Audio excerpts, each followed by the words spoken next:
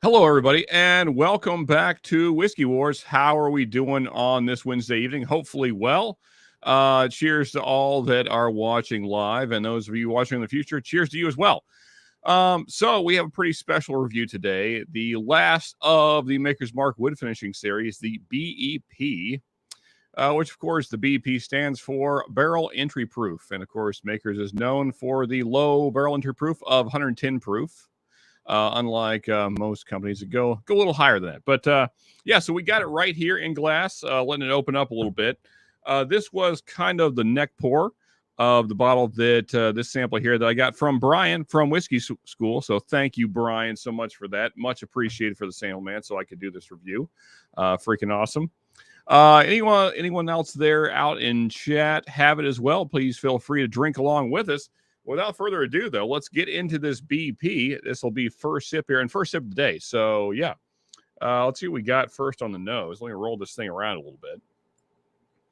Anybody else in chat had it? And if so, please let us know what are your thoughts on it? How are you liking it compared to other wood finishing series or just other makers that you've had?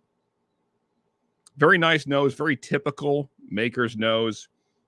I mean, you almost know immediately there's like that sweet, bright cherry on the nose that I always find to be very Maker's-esque.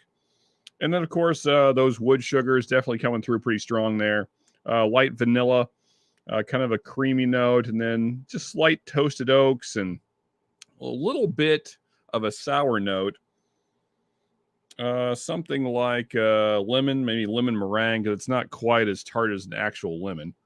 Yeah, so good stuff though on the nose. Let's see here. What do we got? Of course, Drifting Grams, and they're actually in the background. They're going to be joining us here in a second once we do the blind comparison. Of course, as I said, as the description box says, we will be comparing the BRT-02 and the FAE-02 to this in just a second here once we get the review portion done. Let's see. I don't want to influence you, so I'll wait. Okay, fair enough. All right, well, let's get into the first sip here. Here we go.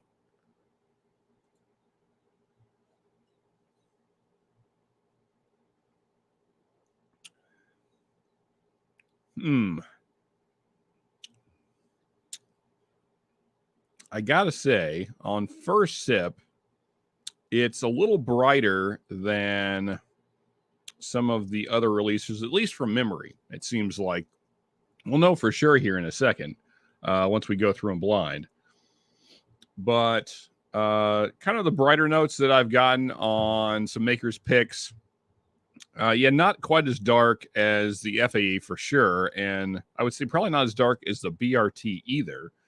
Not bad, though. I like it. So note-wise, I'm getting that distinct cherry note is certainly there on the mid palate. Lighter oak notes than I would like to see on the wood finishing series, but they're definitely there. Light toasted oak notes, very nice vanilla note, I will say, kind of throughout on the nose and palate. There's a little bit of kind of a sharp note here. Let's go on for one more sip here.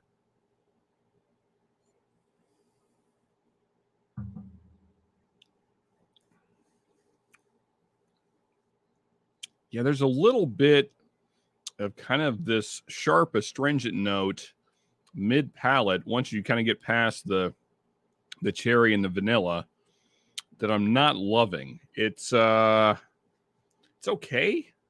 Yeah, well, before I drink all this, let's mix these up here. Let's see. I'm going to look at you guys. Yeah, what are we doing here? Well, I feel like I'm not moving the one. Yeah, get some things mixed up here. All right, yeah, that should be fairly mixed up. And let's bring up the Turks here. They're going to join me in this this blind tasting of the three. They also have all three. So, yeah. Well, first off, let me get to your guys' thoughts just on BEP. First of all, like, what are your guys' thoughts on it? I felt like it was much brighter than the other releases. I kind of thought it was also much sweeter. Than everything else. There was a ton of wood sugar in there. Tons of vanilla, tons of cake frosting. Yeah, I can see that. Yeah, definitely. Ethan? Yeah, apologies for the dogs. I'm willing them to be quiet, but you know how that works. I got you. Yeah. Yeah, I agree. I think that it's still Makers, but it's got a lot of brightness that I'm not used to on Makers. Yeah. Yeah. And so if you're into that, if that is the profile that you like, then I think that you're really going to enjoy this. Yeah. I typically like the picks and the finishing series that they've done. They're on their own that are on the darker side, that really have those heavy char and oak notes. It's fine, guys. You know, that's the joy of these live reviews. Sometimes things happen. It's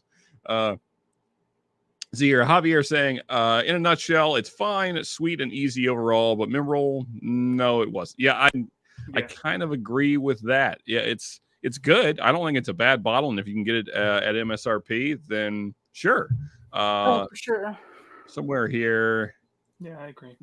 You guys saying don't need a second one, and Javier, they're saying don't overpay. Yeah, I think that's kind of where I'm at as well. Yeah, definitely don't overpay.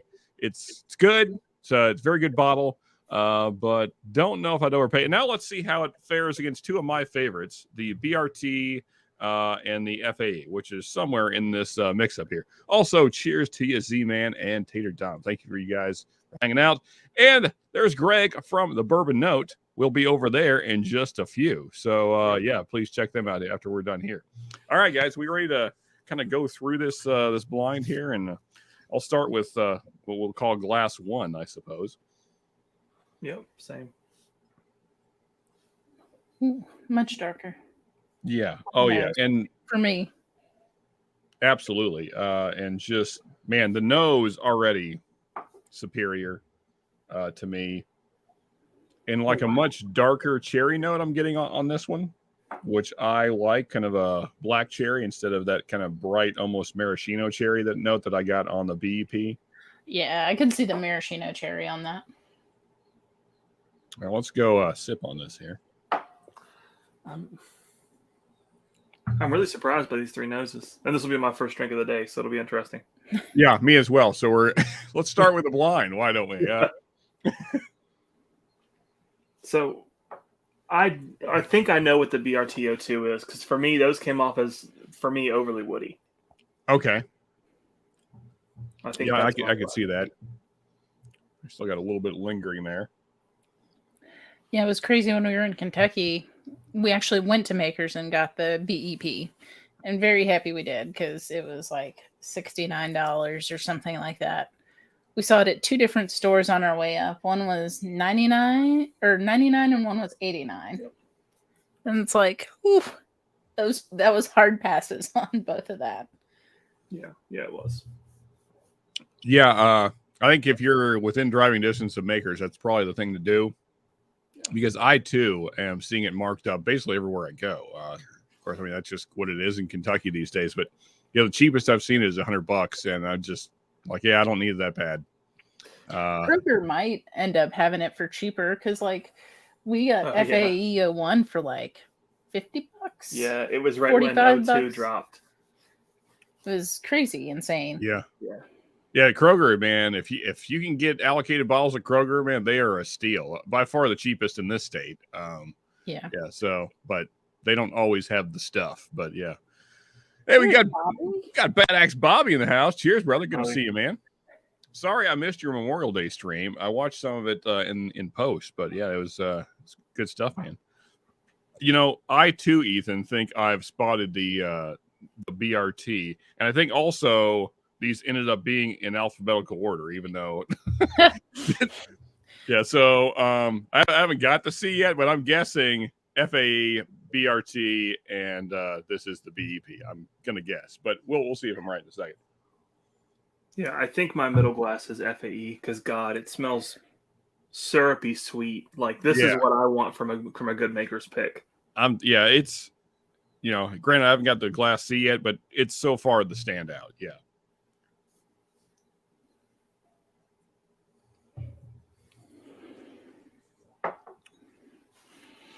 Yeah, man. Oh, wow.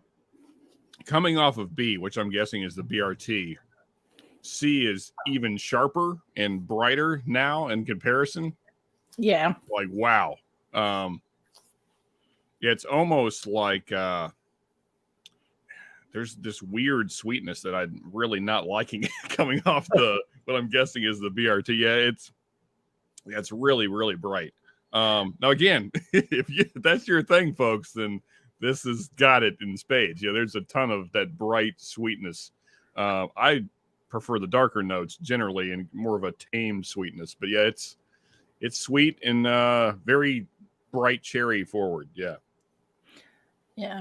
And I think aren't BRT-02 and FAE-02 have some French oak in there too? So it comes off as very... Let's see. So FAE is 10 virgin toasted French oak staves. Yeah. And then BRT is 10 virgin toasted French oak staves. Okay, so they're fair enough. And then BEP is American oak. Yeah. And that seems to be the difference. Although, okay, well, let's go ahead. Well, let me just double check here. I'm going to go C's last. But just for sake of science, let's go back and forth between A and B real quick, and then I'll decide my favorite. Oh, cheers, Adam. Adam Shelton jumped in. Yeah, awesome. And thanks for hanging out on this live, man. Appreciate it. Just found out I've got a BEP on the way. Awesome. I'm wondering if I just talked to the same person recently, because a person that may have a BEP called me and said, "Hey, do I have your BEP?" And I said, "No, you don't." So maybe he found the person that he owes the BEP. That's funny. It's funny how small this community is sometimes, right? Yeah, man. Okay, so there you go. So it's Bobby's favorite. So there you go. So it is for some folks. So don't take my opinion. That's the great thing about these lives, is you get a variety of opinions, which is fantastic. Yeah. And Shred saying BRT. There you go. Oh yeah, that's fair enough. There's a mother joke in there somewhere.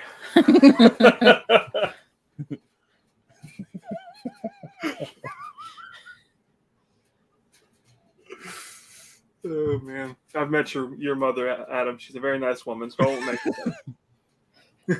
All right. Well, yeah, this ranking was actually easier than I expected it to be, which I should have known going in, because it. Now, of course, now watch me be wrong, but I'm guessing A is FAE-02, and it's been my favorite. I love it. I will kill. don't talk about my mom. All right, let's reveal real quick, and let's see how we did. So basically, glass 1 was my favorite, glass 2 was second, and then glass 3 was last. Now that said, I still don't think this whatever C is bad. Just in this lineup, not it brought out more brightness that I didn't want. So for me, last is C, which is the BEP. Yeah, I kind of figured based on going through the review.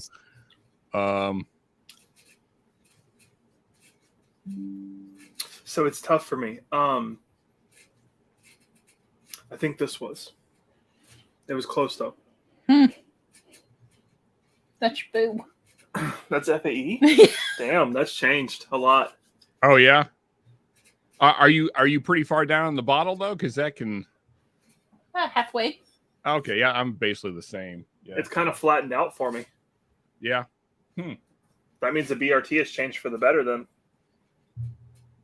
Well, I say that. So or has it? All right, so let's reveal our second place then. Second is B, which is the BRT. And yours is BEP. Okay, so now the BRT is my first place. Damn. Okay. Yeah. Fair enough. And then that means that my first place is the FAE, which doesn't really surprise me, because that's my third bottle. So Nice.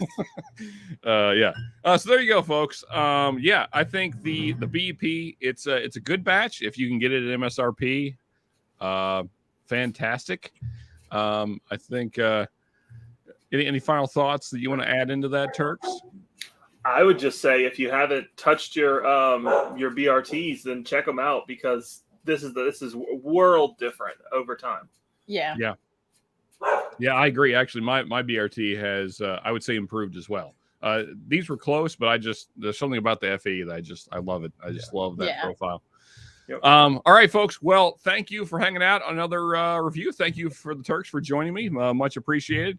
And now we're going to pop over to Bourbon Note and do a blind with them. So thank you, everybody. Feel free to hop over there. And as always, folks, let me grab the right glass here, the good one. Just remember, you can never have too much good whiskey. We'll see you on the next one. Peace out, people. Cheers, y'all. Cheers.